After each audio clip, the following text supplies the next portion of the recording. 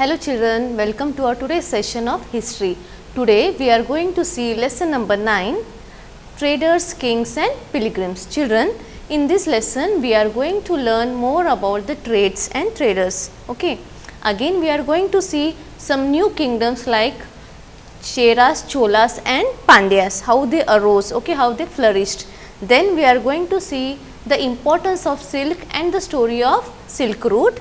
And again we are going to see the spread of Buddhism, how Buddhism religion, this religion spread in the whole country and plus countries of other we are going to see learn more about the spread of Buddhism, how it spread in our country and also in other countries. And again we are going to see the beginning of Bhakti, means how Hinduism gained the importance. Okay, children, so let us begin our lesson. Lesson number 9, traders, kings and pilgrims. So, in children, so first topic is how to find out about trade and traders. So, how we have found out about the trades. So, earlier this trade it was carried out through sea and land routes. Okay, there were no roadways. So, the trade was carried by sea, mostly there it was carried by sea and land routes. Sorry, roadways were there. So, but most of the trade it was carried by through seas and land routes. Again Indian goods, okay, they were in great demand by the other civilization, children. So, our goods were very popular at that time and they were in great demand by other civilization. Again South India, it was famous for gold, precious stones, spices like pepper, which was valued in the Roman Empire so much that it was known as black gold. So, South India, okay, it was very much famous for gold and other precious stones, and also it was famous for spices like pepper, okay, black pepper. Apart from this pepper, okay, it was so famous that it was so much in demand in the Roman Empire that they used to call it by the name as black gold. Okay, this pepper was called as black gold by the Roman people. There was a lot of trade as many Roman gold coins were found in this region. So, in this region we could find many of the gold coins. Okay, so we can come to a conclusion that there was a lot of trade between our country and Rome. Okay. So, next part, then we are going to see how new kingdoms arose, okay, how they flourished along the coast. So, here most of the chiefs and the kings who controlled the river valleys, they became very rich and powerful, means most of the kings or rulers or the chiefs, they tried to control the river valleys. Why? Because the land near the river valleys was very fertile and it was very rich. So, the kings, they used to have a control over these river valleys. For example, we can see here Kaveri. Okay, Kaveri is one of the most fertile river valley. So, these three rulers, okay, three rulers like Cholas, Cheras and Pandyas, these were the very famous three South Indian rulers who became powerful in South India around 2300 years ago. So, these were the three important rulers who ruled in the part of southern region around 2300 years ago. So, who were these three rulers? Cholas, Cheras and Pandyas. So, how did they establish their kingdoms, children? See, each of these three chiefs had two centers of power. Okay, one was in their inland and other was on the coast. So, each of these three chiefs, they had two centers of power, that is one inland and other was on the coast.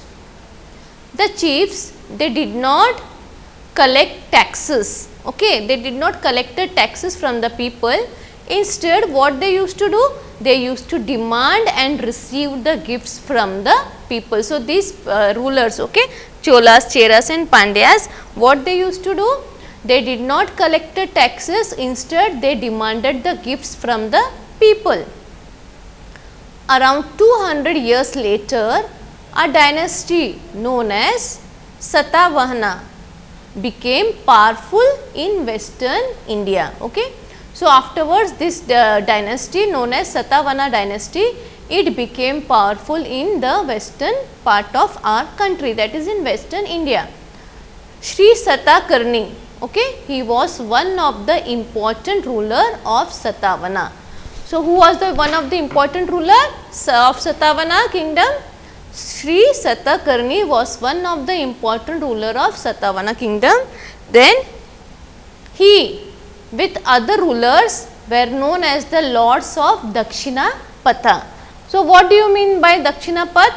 Dakshinapath means it is a route that leads to south. Okay. So, again we will see about the new kingdoms that arose in the coast. They were Cholas, Cheras and Pandyas. Most of the rulers, most of the kings or the chiefs, they tried to have a control on the river valleys because of its fertile land and rich minerals. So, Kaveri was one of the fertile river valley. Then what these kings used to do? They used to have two centers of power. One was where they are ruling. Okay. So, one inland and another center was mainly on the coast. Okay. So, these chiefs, they did not collect taxes from the people, from the farmers. Instead, what they did? They used to demand and receive the gifts from the people. Around 200 years later, a dynasty known as Satavahana became powerful in western India. Okay. So, Satavahana dynasty, it became powerful in India. Then Sri Satakarni was one of the important ruler of this dynasty. He with other rulers, they were known as the lords of Dakshinapath, means they were so strong, so powerful that they were called as lords, okay, of Dakshinapath. So, what do you mean by Dakshinapath? Dakshin means south and Patha means route, okay, way. So, the route that leads to south, to whichever route, okay, the way that leads to the south, these rulers, they were the lords, means they had the whole control of this route. Now, we are going to see about children silk route. Okay, what do you mean by silk route? So, you all know that silk, right? We wear silk sari, silk dresses. So, it is very expensive. Okay. So, and how it looks, children? It shines, it has a glossy look, na? Yes. So, due to its rich and glossy colors, it is highly valued fabric, okay, in most of the societies. So, but making this silk, it is quite complicated process, okay. It is a complicated process. Do you know first where it was invented? Yes, it was invented in China, okay.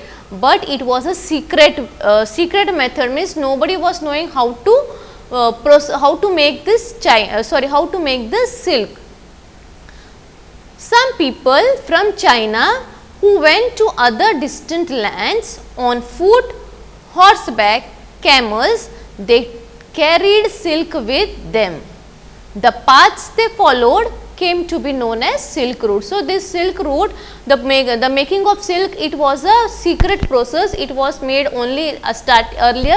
It was made only in China, and most of the people were not knowing more about this silk. But slowly and gradually, everyone came to know how, because some of the travelers, okay, some of the traders, when they went from China to other places on foot, horseback or camels, they used to carry silk with them. So, by this way slowly everyone, means most of the people, most of the countries, they came to know about this silk, and the path they followed came to be known as the silk route. Some kings, they tried to control these routes, okay. So, see now the kings, okay, they wanted to control the silk route. Why they wanted to control these routes? Because they could get gifts, okay, from these traders. So, they could get taxes, they could get gifts, they could get taxes or gifts and tributes, okay, brought by the traders in return. And what they used to do, what these kings used to do in return, once they get the gifts or taxes or tributes from the traders, then in return these kings, they used to protect the traders from the attack of the robbers. Okay. So, this is how the kings used to have a control on the Silk Route. So, what they used to do, first they used to try to control these routes. They used to try to control these routes, okay, as they could get benefit taxes or gifts brought by the traders, and in return they used to protect these traders from the attacks of the robbers. Yeah. Then Kushanas was one of the best ruler who tried to control the Silk Route. So, among these rulers there was a king called as Kushanas, okay. He was one of the best ruler who had a good control over this Silk Route. Then the two major centers of power were Peshawar and Mathura and Taxila. Okay, these were other major centers of power. They were Peshawar, Mathura and Taxila. So, hope children, now you understood what is Silk Route. Okay. So, due to the rich quality of silk, due to its glossy colors and high valued fabric, in most of the societies it became very popular, and making this silk was a very complicated process. It was first invented in China. Then afterwards some people from China who went to other distant lands on foot, horsebacks, camels, they carried the silk with them. So, these paths the paths they followed, okay, the route which they followed, which they used to go. So, that route came to be known as Silk Route. Again, some kings, okay, they tried to have a control over this route so that they can gain taxes, gifts and tributes brought by the traders, and in return they used to protect these traders from the attacks of the robbers. And one of the best known ruler was Kushana, who had a good control over this Silk Route. And the two other major centers of this Silk Routes were Peshawar, Mathura and Taxila. Now, we will see the spread of Buddhism, how this religion, okay, Buddhism religion, it spreaded among the countries. So, Kanishka, okay, a famous Kushana ruler. Kanishka, a famous Kushana ruler, he organized a Buddhist council where scholars met and discussed the important matters. So, one of the Kushana's ruler was Kanishka also. So, what he did, he used to organize a meeting, okay, every time he used to organize a council of Buddhist council where the scholars, okay, of different states, of different areas, they used to come and they used to meet and they used to have a discussion on the important matters. Ashwaghosha, who composed biography of Buddha, the Buddha Charita, lived in his court, okay, children. So, Ashwaghosha, who is this Ashwaghosha? He was the person who composed biography, okay, who has written the life story of Buddha, who has composed a biography of Buddha. He used to live in the court of Kanishka. Then what happened? So, during this time, a new form of Buddhism known as Mahayana Buddhism developed, okay. New form of Buddhism known as Mahayana Buddhism developed with two distinct features. Earlier, now what are these new features? What are these two different features that developed? So, earlier the Buddha's presence was shown by certain signs, okay, certain symbols or certain signs were used to show Buddha's presence, but now statues were made. Again, what is the second change? the second change was a belief in bodhisattvas who were supposed to live in an isolation and meditate in peace after attaining enlightenment, but now they remained in the world to teach and help other people. So, what are the two changes, new changes they have brought according to this Mahayana Buddhism, children? So, first change was actually earlier Buddha's presence, it was shown by certain signs like people tree, okay, it was shown, but now they started making the statues of Buddha. And the second change was the people who believed in bodhisattva, okay, who were the followers of Buddha.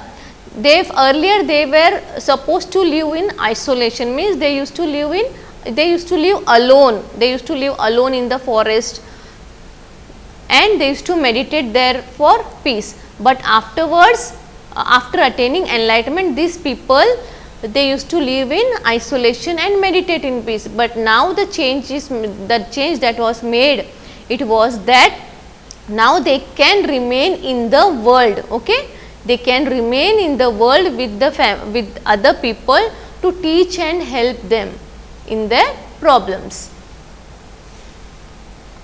These were the two main changes. Yeah. Then Buddhism, it spread to China, Korea, Japan, Sri Lanka, Myanmar, Thailand, Indonesia. So, these were the countries, some of the countries where Buddhism spread. Okay, they were China, Korea, Japan, Sri Lanka, Myanmar, Thailand, Indonesia. And the older form known as Theravada Buddhism was more popular. So, these are the countries where Buddhism spread, and the older form known as Theravada Buddhism was more popular among these countries. So, this is how the this religion, okay, Buddhism, it has spread to different countries. Now, we will see the beginning of Bhakti movement. Okay. Some of the Hindu deities like Shiva, Vishnu and goddesses Durga gained importance during this time. Okay. So, these deities, children, like Shiva, Vishnu and goddess Durga, they gained importance during this time. They were worshipped through bhakti. The idea of bhakti is present in the sacred book of the Hindus called as Bhagavad Gita. Okay. The holy book or the sacred book of Hindus was Bhagavad Gita, and this idea of bhakti, it is present in this book. This form of worship, it spread to different parts of the country. Okay. So, this form of worship, it spread to different parts of country. According to this, so what is the main motto of this bhakti, children? So, according to this, if a devotee or worships the chosen deity with a pure heart, the deity will appear in the form in which he or she may desire. And once this idea gained once this idea gained acceptance, the artist made beautiful images of these deities. Means, what is the main idea behind this bhakti, children? It is that if a person, okay, if a person he worships his chosen deity or chosen god with full pure heart, okay, if he prays the god with full pure heart, then the deity will naturally appear in front of him in form of in which he or she may desire. Okay. So, and once this idea it gained the importance, then what happened? The artist they started making beautiful and different varieties of images of these gods. So, children, this okay. So, this was how the bhakti movement, or this is how the beginning of bhakti started. Now, these are the things which we have learned from this lesson. Now, we will go through we are going to read the lesson, but before reading the lesson, I will show you one video. Okay.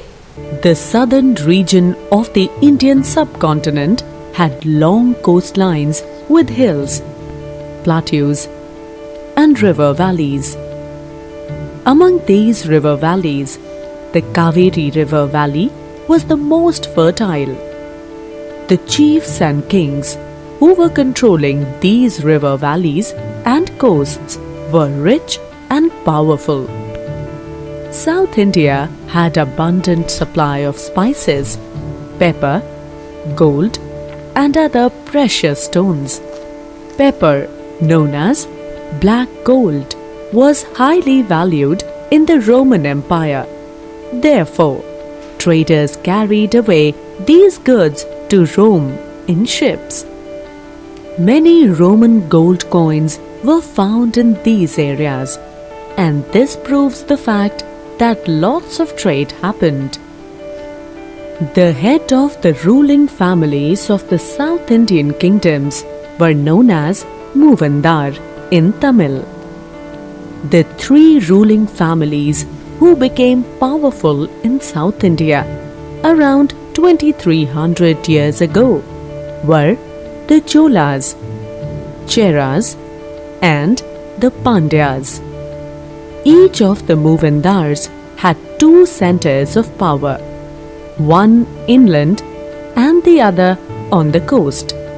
Among these 6 cities, Puhar or Kaveri Pattanam and Madurai were the two most important cities. Puhar was the port of the Cholas and Madurai was the capital of Pandyas. The chiefs did not take regular taxes from the people. Instead, they demanded gifts and tributes from people. They collected tributes from neighboring areas. While going on military expeditions, they kept some of the wealth with them and distributed the rest among their supporters, soldiers, their family members, and poets. The chiefs had poets who composed poems in the praise of those chiefs. These poems are found in Sangam. The chiefs often rewarded the poets with precious stones, gold, horses, elephants, chariots, and fine clothes. So children, you have seen the video, okay? Now we are going to read the lesson. So take out your textbook, lesson number 9, Traders, Kings and Pilgrims. Yeah, it's lesson number 9, Traders, Pilgrims and Traders, Kings and Pilgrims. So how to find out about trade and traders? This is the first subtopic. Here you can see a girl named Jagini, okay? So Jagini at the market. Jagini looked forward to the fair in the village. She loved to see and touch the pots and pans of shiny steel, bright plastic buckets, cloth printed with brilliant floral designs, and clockwork toys, all of which came from the city. The men who spread out their wares came in buses and trucks and went back at the end of the day. Why were they always on the move? She wondered. Her mother explained that they were the traders. Who are these traders? Traders are the people who bought things where they were made and sold them elsewhere. So now we will see more about the trade and traders. You read about the northern black polished ware in the last chapter, okay children. So this fine pottery, especially bowls and plates, were found from several archaeological sites throughout the subcontinent. Traders may have carried them from places where they were made to sell them at other places.